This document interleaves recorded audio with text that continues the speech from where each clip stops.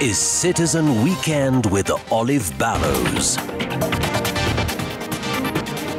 Tonight, we'll be delving into the resolutions passed by heads of state from the East Africa Community and the Southern Africa Development Community on the situation in the Democratic Republic of the Congo. And joining me in that conversation a little later on is Jason Stearns, an associate professor of international studies as well as a political scientist. And more importantly, he has written extensively on the situation in the Eastern DRC, taken on several assignments in his time, including as a UN envoy to the Congo. And he was there to report back on the security situation. We get into that, but first, the highlights. Dialogue is not a sign of weakness. It is a testament to our collective wisdom and strength. Calls for reason. EAC and SADC heads of state and government convene a crisis summit in Dar es Salaam over Congo war. Grief, loss and the search for answers.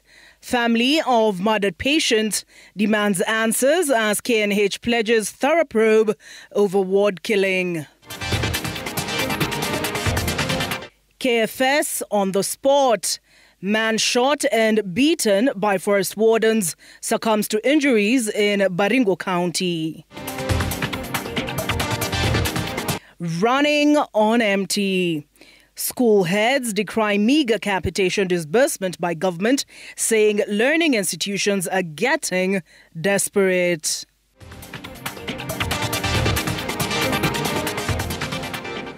We begin with those resolutions passed by the EAC and SADC on the DRC. And joining me as we break them down is Yulan Zale, our sign language interpreter. Now, the joint summit of the heads of state and government of the East African Community and the Southern African Development Community, SADC, that met today in Dar es Salaam, Tanzania, to deliberate on the security situation in the Democratic Republic of the Congo, has directed that EAC SADC chiefs of defense forces meet within 5 days and provide technical direction on 1, an immediate and unconditional ceasefire and cessation of hostilities, provision of humanitarian assistance, including repatriation of the deceased and evacuation of the injured, a securitization plan for Goma and surrounding areas. Now, they've also passed a resolution for the opening of main supply routes, including Goma, Sake, Bukavu, and the Goma, Kibumba, Rumangabo and Kalengera Rutshuru routes, including navigation on Lake Kivu between Goma and Bukavu, as well as an immediate reopening of Goma Airport. In addition to that, they've passed a resolution for the merger of the Luanda and Nairobi peace-led processes into a joint Luanda-Nairobi process, strengthening the two processes to enhance complementarity, and mandated the co-chairs in consultation with the African Union to consider and appoint additional facilitators, including from other regions of Africa, to support the merged process. They've also passed a resolution for resumption of direct negotiations and dialogue with all state and non-state parties, military and non-military, and that is significant because it includes M23, and this would be under the framework of the Luanda and Nairobi process.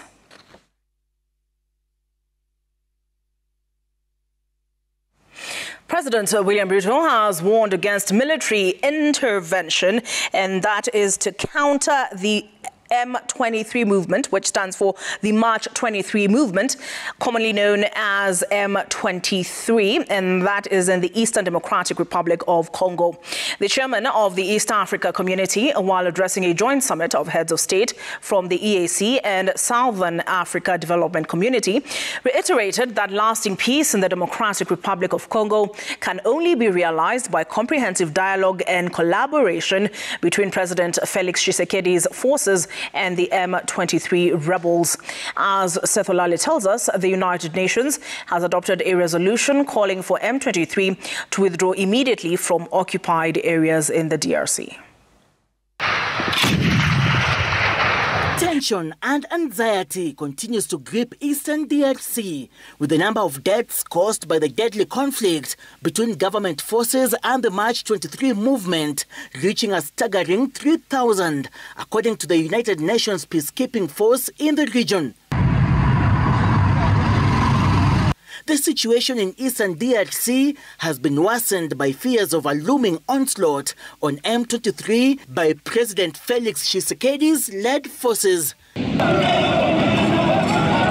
In a desperate attempt to stop the violence that has so far injured more than 2,000 people and displaced 500,000 others, a joint heads of state summit by EAC and SADC, co-chaired by EAC Chairman President William Ruto of Kenya and Chairman of SADC Emmerson Mnangagwa, called for an immediate ceasefire between the two warring sides.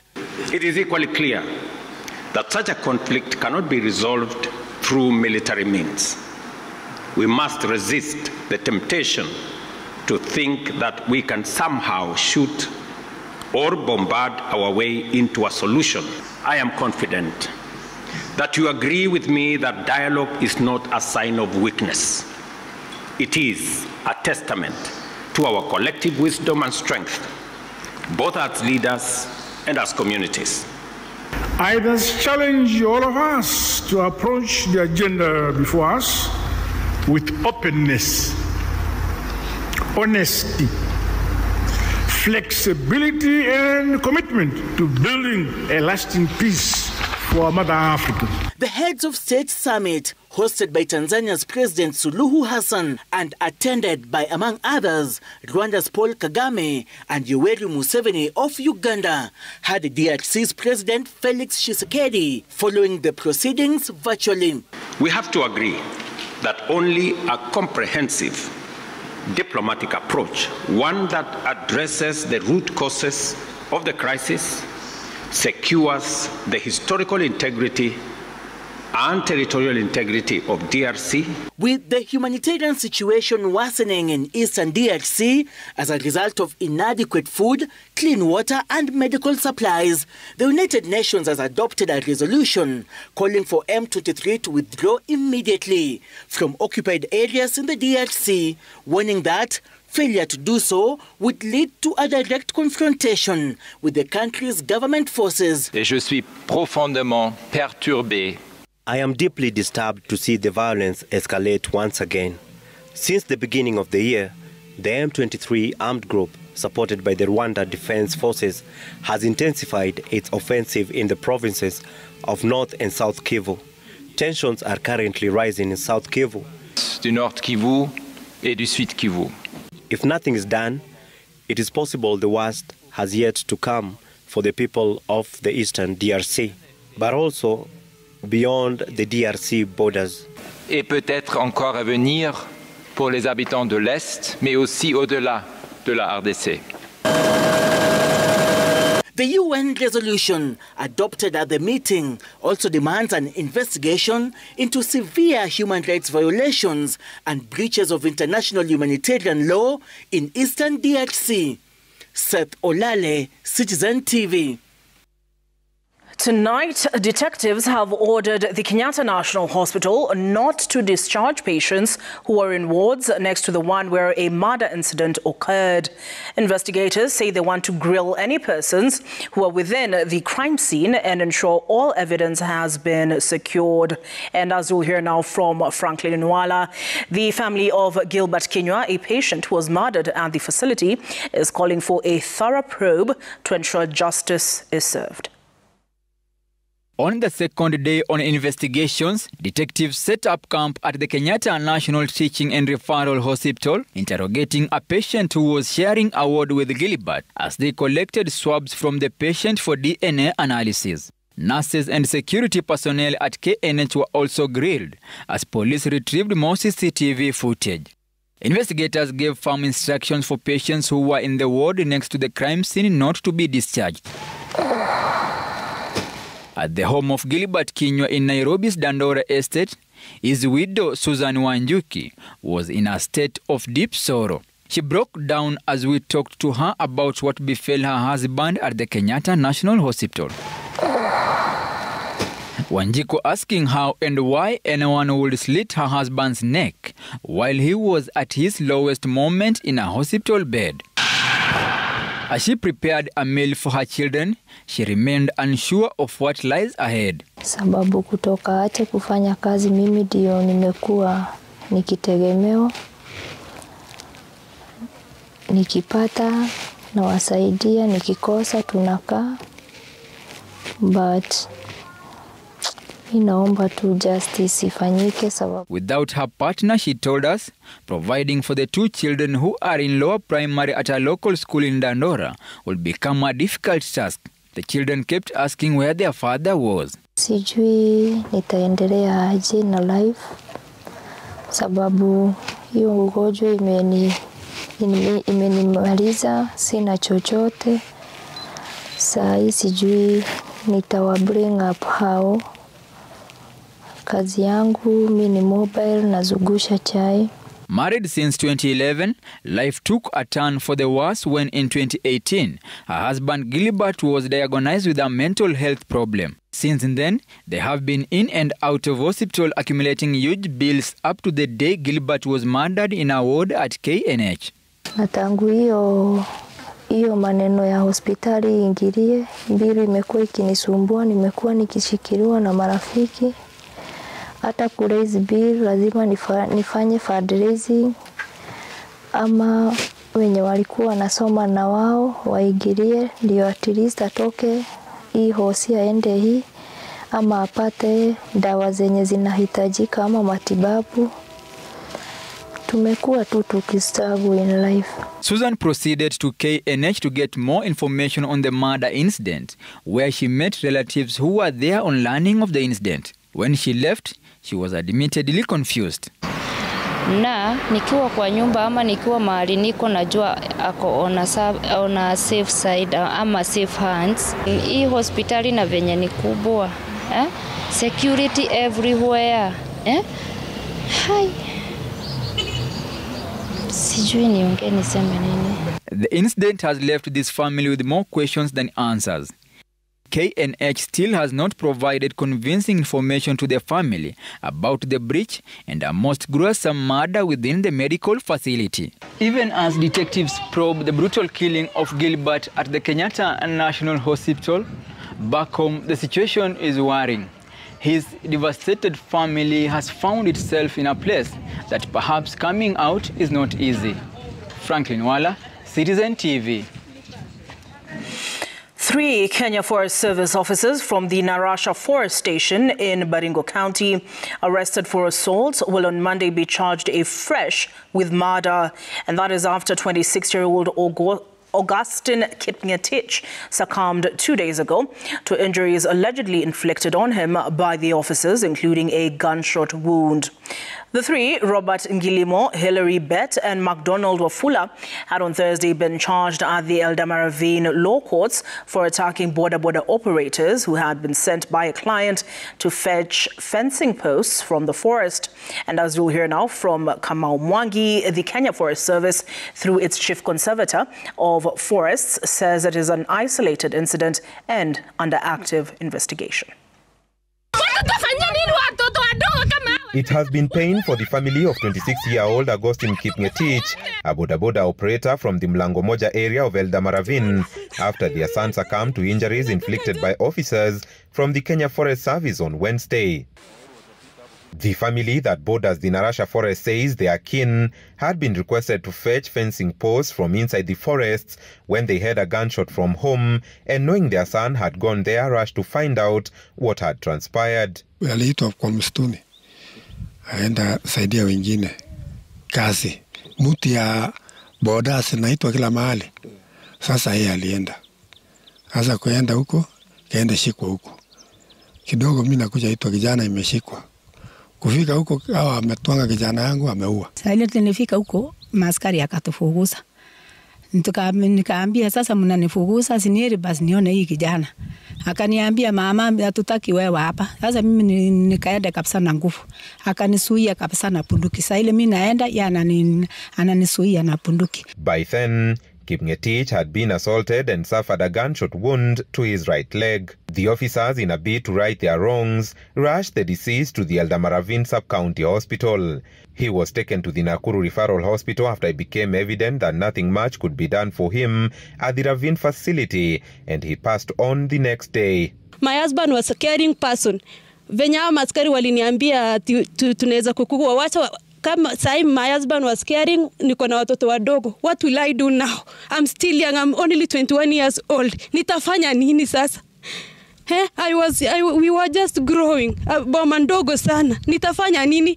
The officers who had on Thursday faced assault charges at the Eldamaravine locus will on Monday be back at the same court to face murder charges. The Kenya Forest Service, while acknowledging the incident, says the assault was unwarranted. That is a very unfortunate incident. We do not condone that kind of an incident. We don't condone that kind of a relationship between our rangers, our security personnel, and the members of public. Augustine's family now wants the full force of the law to be brought to bear on the three rangers. The officers from KFS should never and must never take law into their hands by attacking, by shooting them, by killing innocent people, because the law presumes under Article 50 that everybody is innocent until proven guilty by a competent court of law. Forest mchungu sana. Wametuacha watoto wadogo, sijui tutafanya nini watoto. Mbona wangeshike na washashike na evidence? Mbona wangepeleka na evidence mpaka mahali inatakikana? Wakatulia mtoto kwa nini? Washamweka risasi kwa mguu. Washamweka risasi kwa mguu kwa namupiga tena ya kitu gani? Kamau Mwangi, Citizen TV. Secondary school principals are warning of serious management challenges due to delayed disbursement of capitation funds. They say only 4,000 shillings per student has been released, far below the required 8,000 shillings for this term. The Ministry of Education was expected to have disbursed 28 billion shillings by this time, representing 50% of total capitation funds. A month after the school term began, only 14 billion shillings has been made available. As Emily Chebet reports, school principals have raised concerns about system failures, with some students not properly captured, leading to reduced disbursements for certain schools. The smooth running of secondary schools is at risk due to the slow pace at which the Treasury is releasing capitation funds. A week after the ministry announced the release of 14 billion Kenya shillings, school principals are reporting receiving far less money than expected. One principal who spoke to Citizen TV on condition of anonymity revealed that they received only 2.6 million instead of an expected 10 million for the first 50% disbursement of the term. The principal expressed concern about how schools are expected to run effectively with such a limited amount of money. The capitation that the government is supposed to give to our learners, that is 22,224 shillings per child per year, has not been forthcoming for the very many years. The government owes the schools in millions, if not billions. We have been asking principals to determine the percentage that has been released, but they have been unable to, because the ministry sprinkled money into the school's account and said that we have paid. According to the ministry, they have released 14 billion, which accounts for about 20 to 25% of the expected amount. However, schools were anticipating 50% of this term, amounting to 28 billion Kenya shillings. Secondary school heads say the persistent delays and in many instances the release of less money without proper explanation of where the balances goes has seriously affected the normal running of schools. Including last year, the government just sent a paltry about 13,000 shillings to school.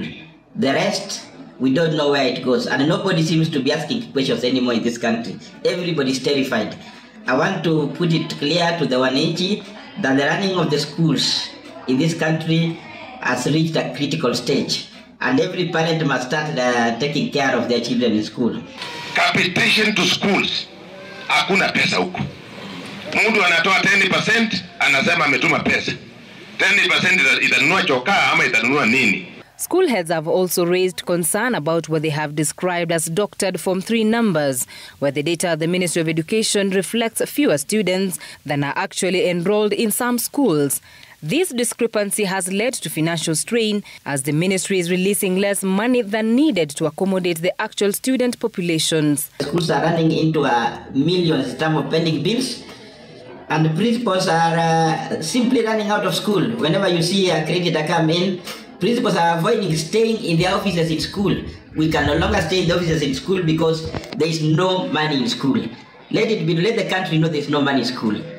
Let the country know that the government is no longer funding education in schools. It is a dire situation. And as the ministry awaits Treasury to release the remaining amount for this term, public secondary schools in the country stare at a crisis where some are forced to overburden parents to ensure day-to-day running of the school. Emily Chebet, Citizen TV, Nairobi. African Union Commission chairperson candidate Raila Odinga says he is confident about his bid to succeed the outgoing Musa Faki in elections set for February the 15th and 16th. Odinga expressed his belief that his vision for Africa stands out and is backed by a strong manifesto that resonates with the continent's aspirations. He remains optimistic that a significant number of African leaders will rally behind his candidacy, positioning him ahead of his competitors, Djibouti's Mahmoud Ali Yusuf and Madagascar's Richard Randri Mandatro. Vile unavyojua sisi tumetembea bara hii Afrika yote, tumekutana na viongozi, tumeongea na wao, tumewaambia sera zetu na yale ambayo sisi tunatarajia kufanyia kwa bara hii yetu ya Afrika. Africa for Africa.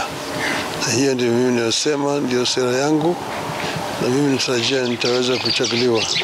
Nikichaguliwa, ninawaambia kwamba nitafanya vile ninavyotaka na vile ninavyoweza, nikiungana pamoja na viongozi wengine katika bara hii kuania hali ya maisha ya watu wetu.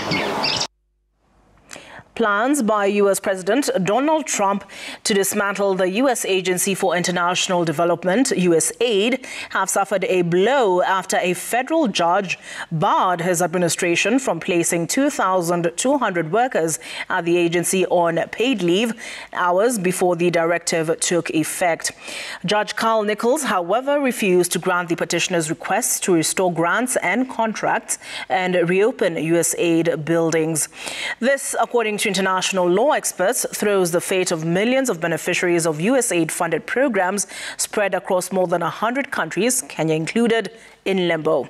Safin Aching Oumba has the details of this latest development. In response to a last-minute lawsuit filed by two unions trying to save the U.S. Agency for International Development, Judge Carl Nichols on Friday issued a limited temporary restraining order stopping President Donald Trump's administration from placing 2,200 workers at the agency on paid leave. In their emergency petition, the American Foreign Service Association and the American Federation of Government Employees accused the U.S. government of violating the Constitution and causing harm to the workers. In his ruling, which stopped the planned leave until 14th February at midnight, Judge Nichols also ordered that some 500 staff who had already been put on administrative leave, be reinstated. The judge, however, refused to grant the petitioner's requests to reopen USAID buildings as well as restore grants and contracts of the agency, a move that, according to international law expert Duncan Ojwang, means that the ruling bears less impact for the over 100 beneficiary countries, Kenya included. It's talking about workers' rights. Remember, those who are union, and not so much about the funding. And for us, it's about the funding. Early Saturday, a U.S. district judge also blocked Elon Musk's Department of Government Efficiency from accessing Treasury Department records, while some termed the judgments as a major blow to Trump team's foreign aid freeze and concerted efforts to shake up government institutions. Ojwang thinks otherwise. I'm less optimistic that Trump can be stopped by court. The reason being that foreign policy, according to several U.S. rulings, is fully in the hands of the executive. And so you can see the court thinking, almost tinkering on the edges. We can say the workers were not given due process. Let us follow the due process. But I don't see how this could be a big detour or a stop to what President Trump is trying to do. Ojwang, however, remains optimistic that Trump may opt to review his foreign policy and restore some critical health and development programs in vulnerable regions supported by USAID as he permanently switches off the lights on programs that go against the ideologies of his administration. Trump appears to not have liked what has been the U.S. policy of fusing ideological issues like same-sex and abortion with aid. Because remember, he's a conservative president, voted on conservative agenda, yet this foreign aid arm and has been pushing the foreign affair, which is very liberal. USAID remains the world's giant in humanitarian aid, with a budget of about $40 billion spent mostly on health programs. The shockwaves of Trump's foreign aid freeze continue to be felt across about 100 countries. Safin Acheng Oma, Citizen TV. All right, and Trans Nzoia Governor George Natembeya has criticized President William Ruto's recent proclamation removing extra vetting for ID applications in northeastern Kenya. Natembeya says the directive will have serious security implications for the country and will affect relations with major allies. He says the president's shift in policy is ill-advised and will affect the country adversely in future. Wale watu ambao wamekamata machifu wetu sasa watapewa vitambulisho ya Kenya freely. Watapewa. Sasa wakitoka pale wakienda kuteka nyara watu wengine wakikamatwa watakuwa wamebeba ID ya nani? Ya Kenya. Watakuwa wanasema wa Kenya wamekuwa watakuteka nyara watu. These things ziko na serious security implications. Sio kitu ya kufanya kiholela namna hii. Itafika mahali hawa watu watakuja kwa wingi, hata MCA atachaguliwa, hata MP atachaguliwa, hata governor atachaguliwa, hata msukuchua president atachaguliwa na atakuwa mgeni, atakuwa Mkenya. Wengine wataingia kwa jeshi, wataingia kwa polisi, itafika mahali escort commander wa president mwenyewe atakuwa mgeni, hatakuwa Mkenya. Saa hizi mataifa inaangalia mipaka. Ukienda Amerika, taifa kubwa linazuia watu kuingia kwenye taifa lake, wanazuia. Itakuwaje a small undeveloped primitive country inafungura mpaka namna hii ili watu wakuje bila wanataka? Tutakuwa na nchi wapi? Wiper leader Kalonzo Musyoka wants all Azimio MPs to occupy the majority benches when Parliament resumes from recess on Tuesday. Kalonzo says the ruling of the High Court that declared Azimio as the majority party was long overdue, and that the Kenya Kwanza has been enjoying the privileges that its members do not deserve. Siaya Governor James Orengo has equally called on the ODM party to abide by the High Court decision and take up majority offices. Stephen Leto with those developments. Our pastor. The Wiper leader was speaking in Kitui County, says the Azimio coalition has convened a meeting on Wednesday to take stock of the ruling by the High Court that handed back the opposition coalition party its bragging rights in the National Assembly. I've spoken to Raila Odinga, I've spoken to Uhuru Kenyatta. On Wednesday, we want our PG, the Azimio, after you guys have met on Tuesday, ndio tupange. Na wale ambao walikuwa wanaimba praises ya Ruto na nini, I'm sure you're feeling rather awkward. Musyoka says all along Azimio was the rightful owner of the majority benches that the Kenya Kwanza MPs have been warming for 2 years. And for the love of their country, and for the love of democracy, even the 4 or 5 ODM cabinet secretaries can even resign. Wakiresign, Wandai was a majority leader. Sasa ndiye waziri wa Kawe. He must be feeling rather awkward.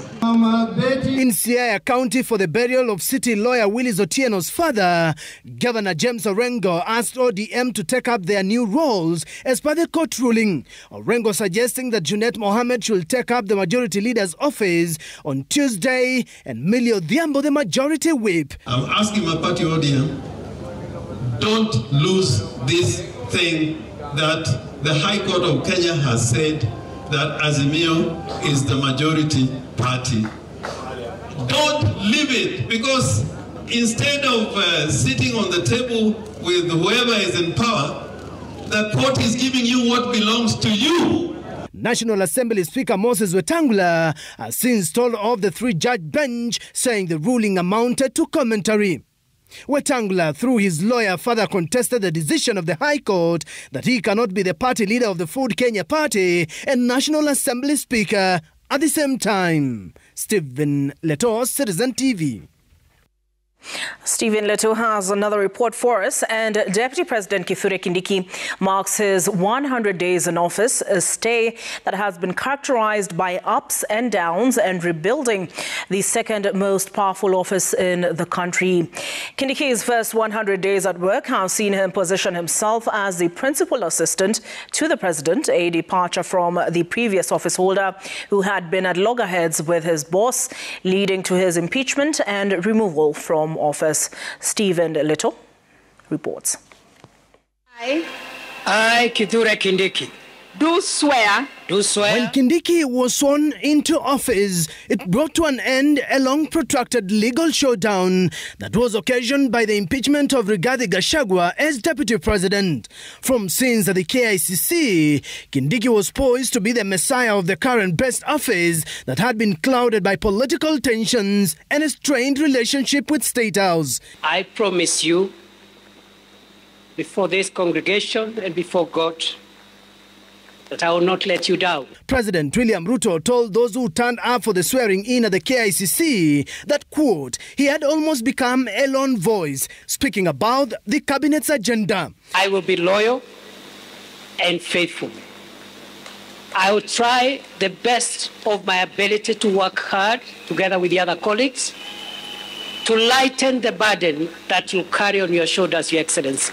Since taking office, Kithure Kindiki has taken time to stamp his authority that he is second in command. His official residence in Karen turning into a hub of day-long grassroots meetings that bring together members of parliament, grassroots and county leaders. Kindiki has already met leaders and opinion shapers from Embu, Samburu, Kajiado, Tharaka Nithi, Isiolo and Muranga. These meetings are seen to counter planning meetings happening in the now infamous Wamunyoro, held by his predecessor, Rigathi Gachagua. Kindiki's 100 days in office have been met by a rebellion from the Mount Kenya region, his backyard that has increasingly become hostile for Kenya Kwanza. Kindiki has in recent days attempted to swim against the tide, making a development tour of Nyeri County, where he launched road construction and rural electrification. Sasa hivi, serikali inajihusisha katika mambo ya kutatua mashida ya wananchi. Rais na wale wote tunafanya kazi katika hii serikali, hatuna nafasi ya ugomvi, ya fitina. Other than Nyeri, Kindiki has also held meetings in Embu, a political hotspot that his predecessor Rigathi Gachagua has visited several times since his ouster. Kindiki choosing a diplomatic approach in the face of Gachagua's onslaught on the Kenya Kwanza administration.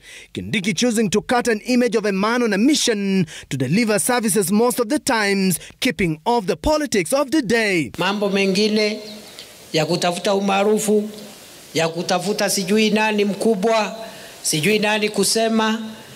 I think for us as government, we will remain focused on delivery. His silence seemingly leaving space for the UDA rebels in the Mount Kenya region to attack the government. There was somebody in this office, today is not here.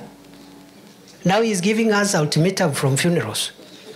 How he will make William Ruto a one-term president, as if that is an achievement. While in office during his period, the Deputy President, who is also the chair of the Intergovernmental Budget and Economic Council, faced the hard nut to crack, a confrontation pitting the Council of Governors and the control of budget over the bursaries that the COB says is illegal for counties. Talks led by the DP to resolve the impending doctor strike have also been listed as some of the most critical assignments that have seen him spend long hours at work. The doctors' basic salary arrears have started hitting the accounts and being sent to counties so that doctors can access that money. As he seeks to clock 1 year in office, the law professor from Irunduni village in Tharaka Nithi County faces hurdles ahead as the country embarks on another round of the budget-making process that has now turned into an annual face-off between an executive and legislature perceived as insensitive to the people's needs on one side and the citizenry on the other. Stephen Letos, Citizen TV.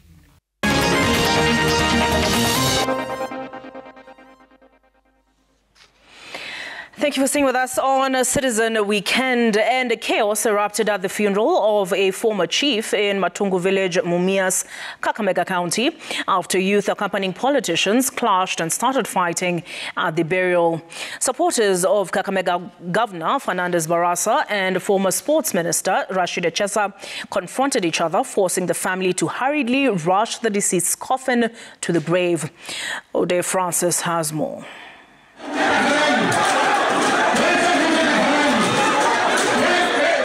This was the scene at the funeral of the former chief of Chibanga, location in Mayoni Ward, Matungu constituency in Kakamega County.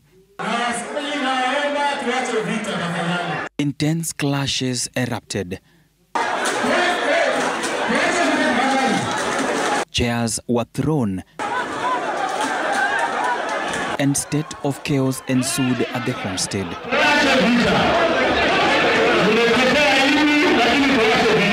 The unrest affected both the political supporters present and the mourners attending the funeral. In the end, the result of the confrontation were evident. Injuries sustained by those involved, with many left bleeding. Amidst the chaos, an individual was caught holding 2 knives, indicating premeditation for violence. Families and mourners were caught in the middle of the confrontation, turning a solemn occasion into a chaotic scene. The family of the deceased had to hurriedly leave with the coffin to proceed with the burial. Now, the leaders who do this should know that families mourn. So we don't expect someone to be mourning and then you bring trouble to add insult to injury. It is alleged that the chaos erupted after Governor Baraza arrived at the funeral, where Matungu MP Peter Nabulindo and former Cabinet Secretary Rashid Echesa were already present. Youths allied to the two causing a commotion. The politicians have defended themselves, each blaming the other for the chaos. Mama Mjane did not even have an opportunity of mourning the husband kwa sababu ya fujo ambayo watu wameleta hapa. So sisi kama viongozi, I want to say tusitumie matanga to settle political scores. Wewe kama uko na jambo la kuambia wananchi, organize mkutano yako, sio kuja kwa matanga kuleta fujo. Acting Matungu Police Chief Jane Pascal stated that no one has been arrested or reported injured so far. I was not happy. I didn't even say something about my husband.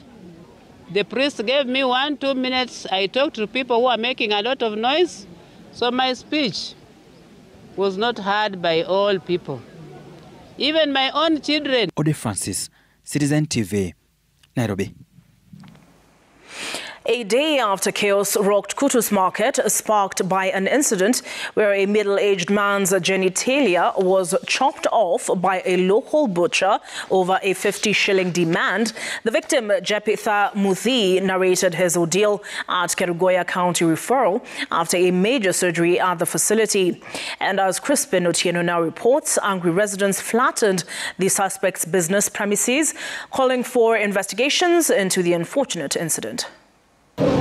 A cloud of sorrow on Saturday engulfed Kerugoya County Referral Hospital.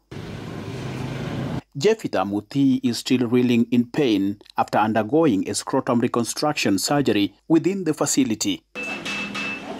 Muthi, lying helpless on the hospital bed with tears flowing down his cheeks, is lucky to be alive. He narrated the Friday ordeal when he went to ask for his balance of 50 shillings after working for the main suspect, Isaac Gachoka. Gachoka instead stabbed him several times in his genitals, inexplicably angry. Alinifuruta mpaka akafuruta mpaka ikatoka. Hiyo kitu ya ndani ikaambuka ikatoka. With the pain still very much a reality after surgery, Muthi is not sure whether he will ever walk out of this facility as the bills continue to pile. There was a cut wound at the scrotum, exposing the testes. Our doctors at the ground were able to repair the cut wound on time, and the testes were saved. Huyo mtu ningitaka akisiko akunja anisimamie hii mbira ya hospitali. Alafu asipulike na mimi na sakura. Alafu hiyo mambo ingine nimuombe Mungu. On Friday evening, chaos rocked Kutus Market as angry residents engaged police in running battles. The locals flattened the main suspect's business premises amid calls for justice. Askari sasa ndio walimzuia, askari wanakataa bana, hata sisi ndio tulikasirika tukamfukuza hapa, hatutaki kazi yake tena. Ni vibaya huyu kijana akose kupata haki yake kwa sababu pengine inaonekana kama hana mtu wa kumzungumzia. A multi-agency team has since been deployed to pursue Isaac Gachoka, who has since gone into hiding. Crispin Otieno for Citizen TV. Residents of Mlolongo in Machakos County have expressed growing concerns about their safety on a footbridge that has been overtaken by boda riders and hawkers, creating confusion and chaos. Once intended to be a safe passage for pedestrians, the footbridge has now become a hazardous space, endangering lives and encouraging the snatching of belongings by thieves on motorbikes. As Emily Chebet reports, people living with disability are the most vulnerable, struggling to navigate this increasingly dangerous bridge. The struggle by pedestrians to cross the busy Mombasa Road at Mlolongo footbridge is evidently difficult. A footbridge meant to save lives is turning chaotic, with boda bicycles and mikokotenis causing confusion every day. As if presence of bodas wasn't enough of a challenge, the hawkers have taken over the bridge, making it even more difficult for people to use it. Kuna tofauti ya bridge na flyover, whereby flyover inatumika na mota kama gari ama kitu inaendeshwa kwa mafuta, ili hali footbridge inatumika kwa watu wawili, watu wenye wanatembea kama wako able, yani wale wako normal, na kuna wale watu wenye wako disabled, walemavu. It has become like a total menace, especially during peak hours. You don't even feel safe passing through the bridge because you don't know whether you'll be hit by a motorbike or you'll be pickpocketed. Persons living with disability are forced to navigate this treacherous footbridge where every step becomes risky for their safety. Niko in risk ya kugongwa, kuondokewa ni shida. Unapata wanakimbia ni kama pia wako kwa Mombasa Road Highway. Unapata hiyo ramp kuitumia ni challenge kabisa kwa mlemavu. The persons with disability, basically the section without the stairs is basically made for such people. They cannot use that section because of the frequency of the motorists within that region. Border operators are pointing fingers at the contractors of the expressway. They argue that the design of the area overlooked the need for a designated crossing points for motorcycles and handcarts, forcing them to travel long distances to find a turn-off, a journey that is both time-consuming and costly. With the situation worsening, residents of Mlolongo want local authorities to enforce proper rules for footbridge usage, ensuring that the safety of pedestrians is not compromised and that this critical structure serves its intended purpose. Emily Chebet, Citizen TV, Nairobi.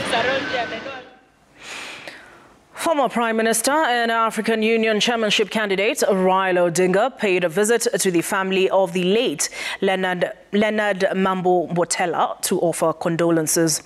Reflecting on Botella's legacy, Raila honored him not only as a renowned journalist, but as a close friend and trusted confidant in political affairs. As Citizen TV's Ben Kiri reports, the Botella family has gathered in Nairobi to kick off preparations to bid him a final farewell. The family of the late Leonard Mambo Botella, who passed away on Friday, continues to receive messages of condolences as mourners visit their home to pay their final respects.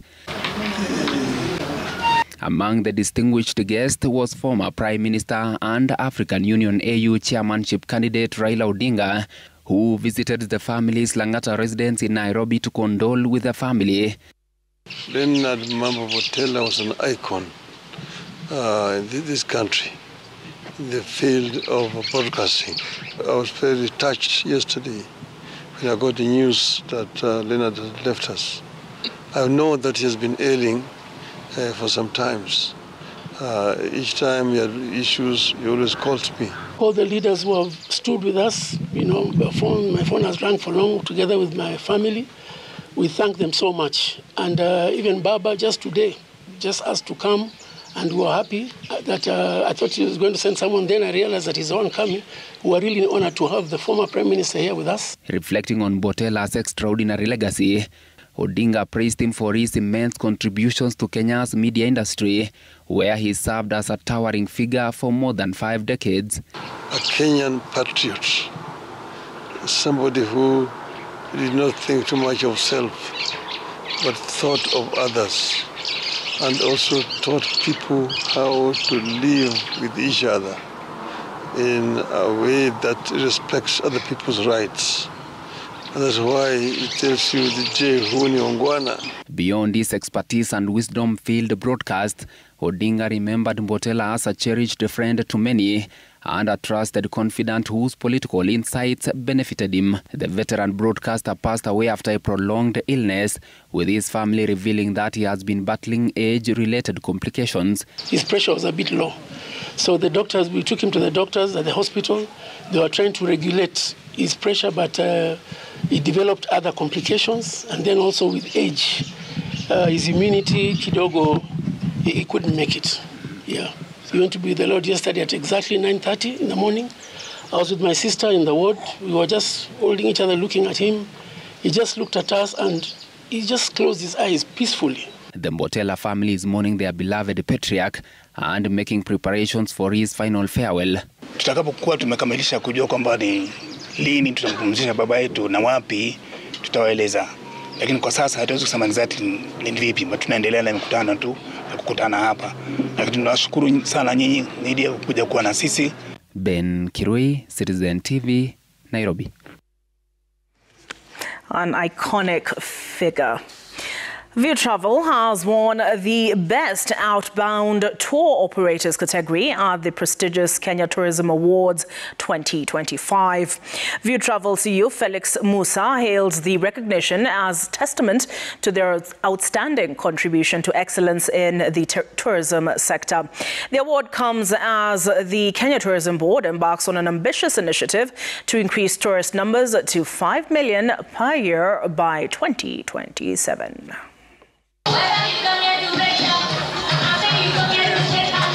The View Travel did not come as a surprise, as View Travel has been on an upward trajectory, leveraging innovation and superior service to leave an indelible mark on Kenya's tourism industry. Tourism is a key pillar of our economy, contributing significantly to the GDP, employment and community development. Beyond the numbers, tourism is about people and experiences. The award was presented at the Kenya Tourism Gala, which recognized individuals, businesses and organizations playing a pivotal role in promoting excellence, sustainability and innovation within Kenya's tourism sector. We are very happy actually to have won. It has shown our dedication to our corporates, and we thank them actually for voting for us, being with us and working with us this journey. View Travel CEO Felix Musa expressed gratitude, noting that the recognition affirms the company's commitment to delivering top-notch services. He assured stakeholders that the company will maintain its high standards. For us to even be recognized, this is because the market, you, our consumers, told us, you want us to do this for you, you want us to show you the world, and as View Travel, that's what you're doing, and we're going to do it more. We have amazing packages this Valentine, we have amazing packages over March for Women's Day, Women's Month, we have amazing packages over Easter. We have so many packages coming up. In 2025, the Ministry of Tourism, through the Kenya Tourism Board, aims to surpass the 3 million domestic and international tourists who visited Kenya in 2024, despite various challenges. Steve Shitera, Citizen TV, Nairobi.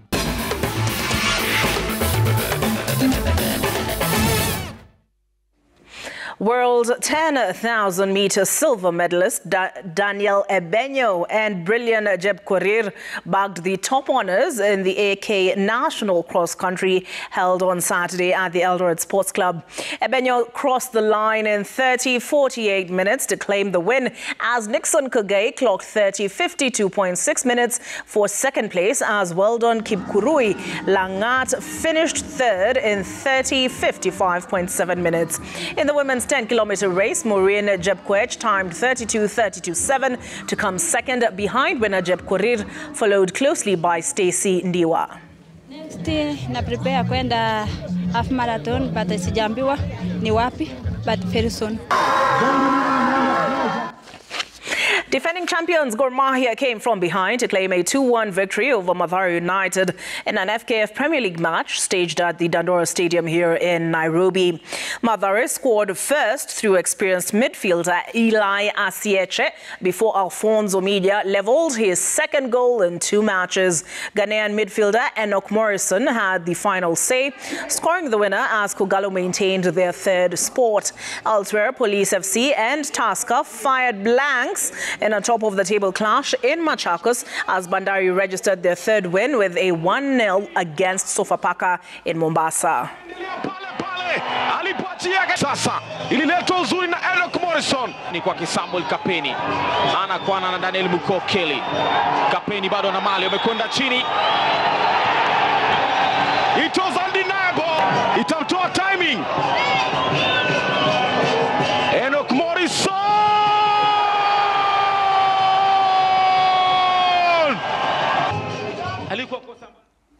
The Disciplined Forces Derby between Ulinzi Starlets and Kenya Police Bullets FC ended in a 1-1 stalemate in an intense clash staged at the Ruaraka grounds, Nairobi.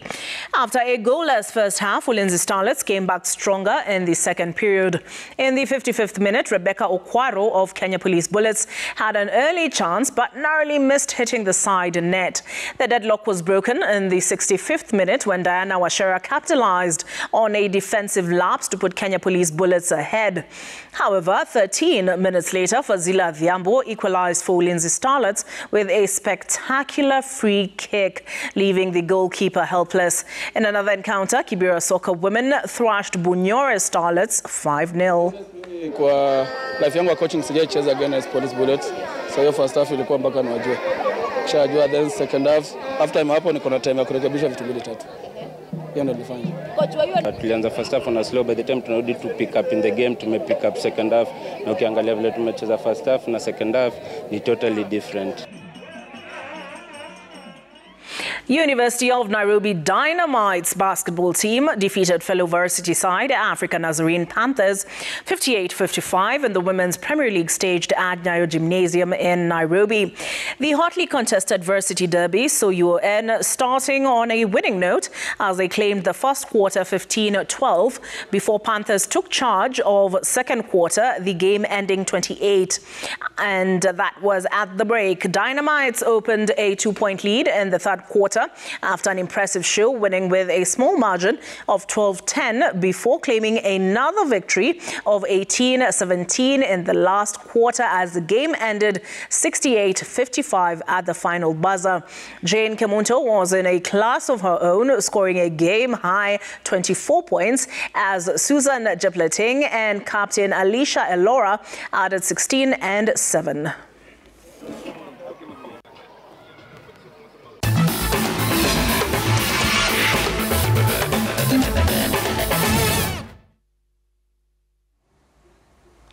And that concludes the Citizen Weekend on this Saturday. I've been your host, Olive Burrows. And Yulan Zale has been our sign language interpreter. Remember, Citizen TV Kenya on YouTube should you want to rewatch the entire bulletin or find a story in particular. Good night.